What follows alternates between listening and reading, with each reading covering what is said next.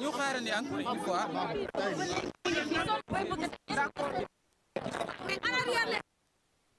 S'il vous plaît ñu xaarandi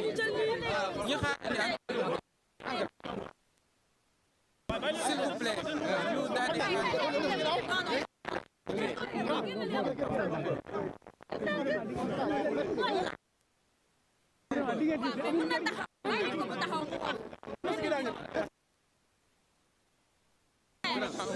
d'abord ses avocats, bien avant qu'ils prennent.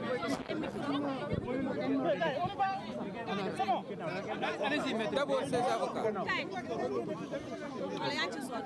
Allez-y, brièvement. Oui. Voilà, Non.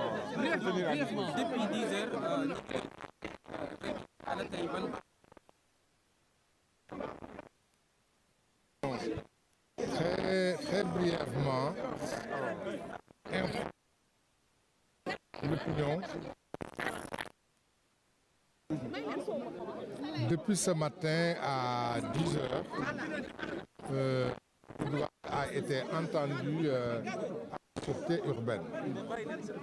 La première chose peut-être qu'il faudrait dire, c'est qu'il était accompagné de ses avocats. Autour de moi-même, il y avait Maître Moustapha Mbaye, Maître Babou, Maître Baro et Maître Adi Diallo. Donc on était là avec lui depuis ce matin. Je voudrais aussi relever, pour informer l'opinion, c'est que jusqu'au moment où je vous parle, notre client Doudou Wade n'a pas encore reçu une convocation, ni de la police, ni de qui que ce soit. C'est à travers la presse qu'il a été informé et il est venu spontanément se présenter ce matin. Il a été longuement entendu et il a apporté toutes les clarifications qu'il fallait faire. Il a répondu avec précision, il a répondu avec clarté, il a répondu à toutes les questions qui lui ont été posées. Et ses réponses ont été convaincantes. Et il s'est expliqué sur les propos qu'il a tenus et qui lui étaient reprochés. C'est des propos que vous connaissez tous qui ont été tenus lors d'une émission. Il s'en est expliqué et à la suite de ces explications, on n'a jamais été aussi clair. C'est pourquoi, à la fin de son audition, on lui a signifié pour le moment de rentrer chez lui et de se mettre à la disposition de l'enquête. Étant entendu que dans une république, dans une démocratie, tous les citoyens sont à la disposition de la justice et de l'enquête.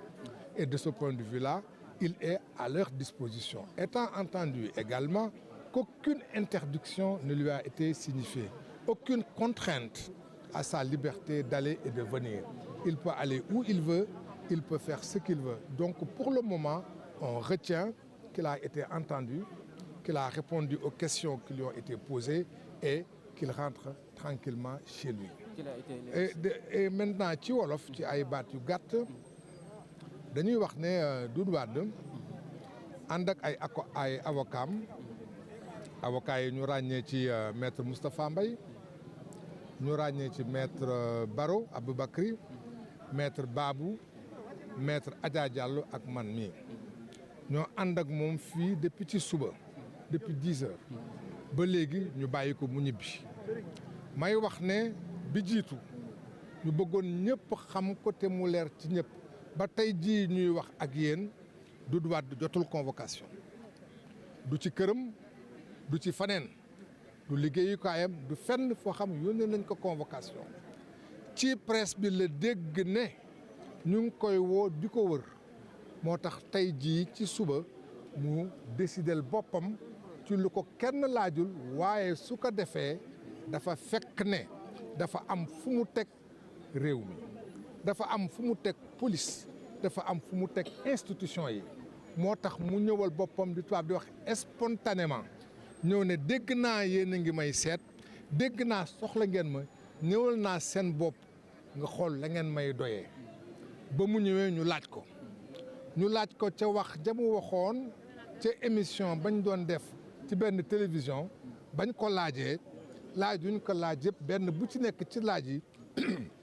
indi na ci tontu bu leer nañ laaj bi yàgg na toogaay bi yàgg na dootul gune waaye ànd na ci ak fulla ànd na ci ak pas-pas ba laaj bi ñu ko laaj yëpp lépp loo xam ne mënoon nañ ko indi ci leeral indi na ko ci leeral ba ñu paree mel na ni la mu leen wax doy na leen doy goo xam ne bi leer na leeraay goo xam ne bi amul lenn loo xam mën nañ ko ci yokk wala mën nañ ko ci teg wax nag su leeree kan ka seqal laaj la laaj bu leer nga tontu ko tontu bu leer bu amul benn sikk sàkk jàpp na ne mënees na jàpp ne loolu tax na ñu ne ko na dellu këram toog waaye dañ ci yokk ne dañ ko ne da nga toog di ñu déglu justice nag ak police ak gendarmerie ñëpp seen disposition la ñu nekk amul kenn ci ñun koo xam ne kii yaa ngi yeewoo fii Sénégal te nekkoo ci disposition justice nekkoo ci disposition police wala gendarmerie kon comme noonu la moom mi ngi seen disposition ma ciy yokk ne dinañuy faral di gis ne nit ñi nga xam dañ leen teg tuuma te tuuma googu mel na ne am na lu ci am wala lu ci amul ñu am lu ñu leen di leen tere ci seen dem ak dikk ak ci seen àq ak yelleef am luñ ci wàññi am luñ leen ci nootuñu ko ci dara newuñu ko tere nañ la dem newuñu ko tere nañ la génn newuñu ko tere nañ la tukki wala nga toog kon jàpp nañu libre na mu nga këram ba saa ñu ko soxlaatee suñ ko way mu wisi leen merci. voilà. ci benn kàddu bu gàtt rek. pour d'abord gërëm avocat yi nga xam ne ñoo ànd ak man wi am na nekk nañu sama wéetal fekk naa fi aussi ay alkaati yoo xam ne yi ay personnel de police yoo xam ne yi ay la yéwén awma lu ma leen sikkee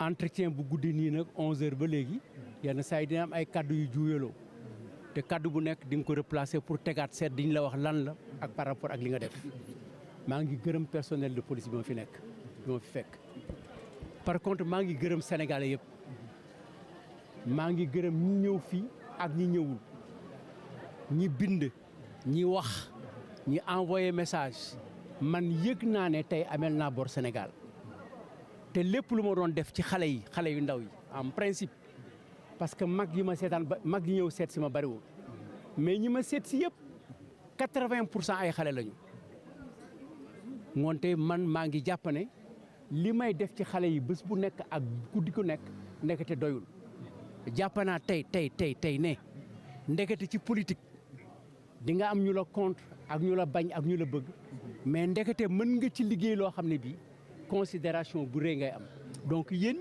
ñëpp tant que vous êtes maa ngi leen di gërëm maa ngi leen di sant je suis très fier de mon peuple. merci. merci beaucoup. voilà mu nekkoon kàddu yi nga xamante ni mooy. c'est bon yëkkati woon na ko ak ñi nga xamante ni ñoo di ay avocats yi. mu nekkoon avocat yi nga xamante ne nii rek avocat Doudou Wade lañu comme ni ngeen ko déggee libre na moom Doudou Wade libre na yoon wax na ko nag saa yu ko soxla moom dina mën a ñëw.